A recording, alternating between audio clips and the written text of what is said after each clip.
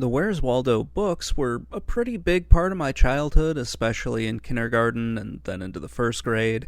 I remember getting the first three of them. They were really cool to look at. The whole idea of them was to try to find Waldo in a bunch of different, really cool looking pictures. And yeah, they were pretty cool for what they were. The video game, on the other hand, is not all that great. It's pretty boring, actually.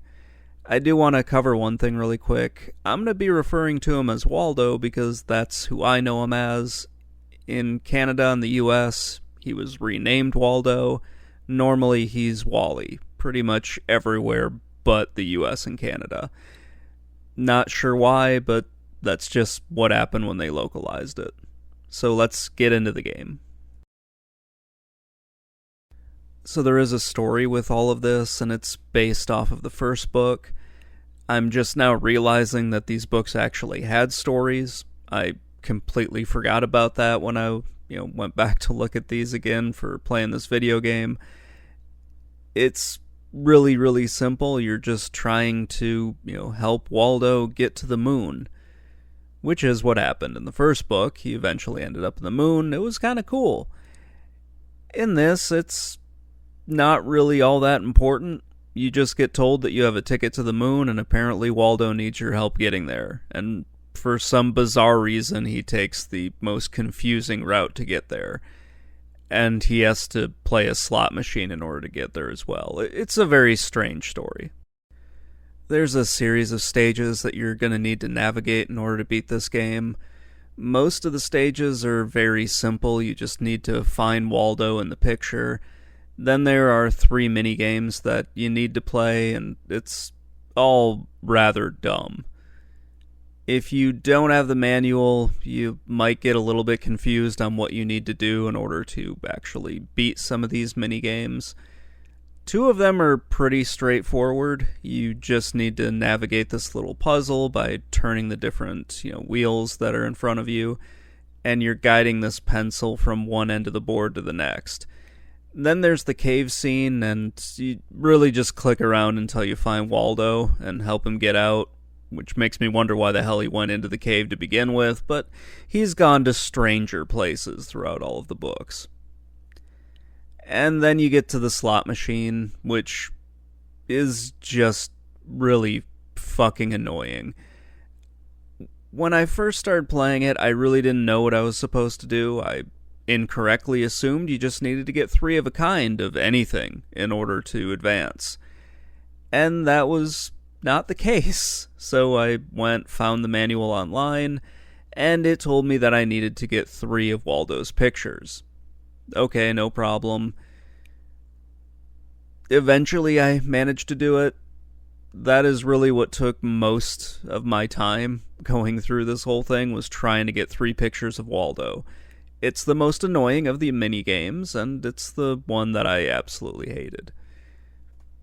So throughout this whole thing, you're on a time limit, and the time limit changes depending on which difficulty you want to go with, but it doesn't really change anything the faster you do it.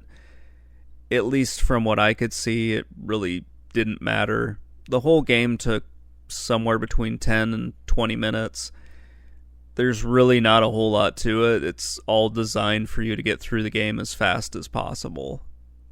Which, maybe it would be fun for somebody who wants to speedrun this, but I don't know why you would really be interested in doing that when there are other games that are probably much more fun to do that with.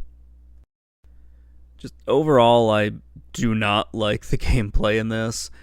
I'm not sure why this is the direction that the developers took with this game. It really could have just been another side-scroller, and that would have been much better than what we got. You could still keep the theme of Waldo trying to get to the moon, but just take the different pictures and turn those into stages for Waldo to jump around in and whatnot, and incorporate the fact that he needs to find all of his books or something. I don't know, but anything would have been better than this, because what we got is fairly boring, and even if you do beat the game, it's really not all that rewarding. Some of the visuals are taken from the book, and that's kind of fun, but unfortunately the NES really couldn't handle all of the colors and the detail that the source material actually had, so none of the images where you're looking for Waldo really make a whole lot of sense. It is fairly easy to find him in these. You can also just click around since you don't really lose any time by doing so, but I didn't find him too hard to really find in those pictures because you're just looking for like the one character that has a striped shirt. Even if that's just really awful to try to find, the graphics really just aren't all that good. It's okay in some cases. When you have Waldo wandering around from one station to the next, that looks really good. Some of the other stuff looks alright. The moon scene looks pretty good. The slot machine doesn't look all that bad. But just overall, when you go to some of these pictures that are supposed to be from the book, it just makes you think, the book would be much better to look at than whatever this is supposed to be. If you were a fan of the artwork from those books, then this would be even more disappointing. With how crazy, some of those pages were, they just were never going to be able to have everything in them when they were brought over to the NES game, which is a real shame, but it is kind of understandable. This is such a strange game to try to review, and I was really interested to see what the initial reviews for this game actually were. And they were, for the most part, below average, and they only managed to get worse as the years went by as more and more people reviewed this game. It is exactly what I would expect from a game like this, because it's an oddity in the NES library. Nintendo Power listed it as being one of their educational games, and that never really occurred to me until I saw that, but I guess that makes sense. Kind of. I'm not entirely sure how educational it is, but, whatever. It does kind of fall into the hidden object category, so maybe that. It's just such an odd game to look at. Anyway, Nintendo Power really didn't like the game that much either. They gave it like a below 2.5, so somewhere in there. Their scoring is a little odd because they didn't give it a final score. They just graded it on a few categories and left it at that. Most of those were pretty bad, like high 1s, low 2s. I think it had 1, 3, but yeah, overall they did not like it that much. There is one positive review that I came across. It happens to be in Portuguese. It's from the Video Game Magazine, which is a Brazilian publication, and they gave it, I think, an above average review. Most of their scores were, 6s and 7s, so that's kind of interesting. I wasn't able to get it translated, so I don't exactly know what they said, like what they liked and what they disliked, but it is kind of fun that that's there. There really wasn't anything surprising about the reviews for this game. They followed the predictable trend of being lower as time went on.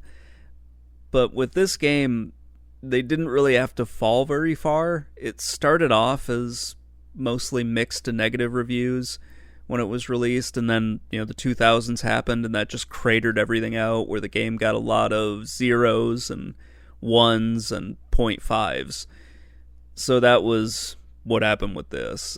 There really wasn't anything overly surprising with these reviews.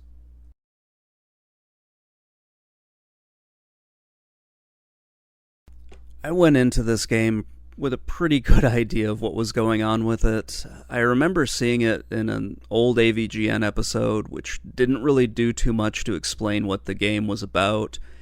So I started playing it for this review, and I can kind of see that it isn't all that good, and there really isn't too much to this game to begin with.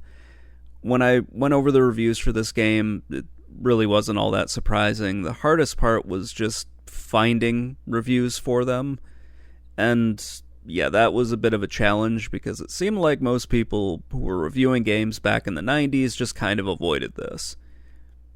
I think the hardest part of this game is really the dumb slot machine, and if you don't have the manual, you're not going to really know what you need to do. You're just kind of guessing until you eventually run out the clock or win, and that's the end of it.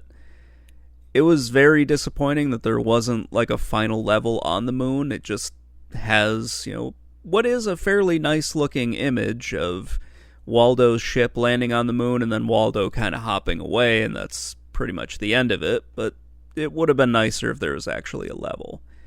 There is a sequel to this game that's on the Genesis and on the Super Nintendo, and I'll look over that at some other point.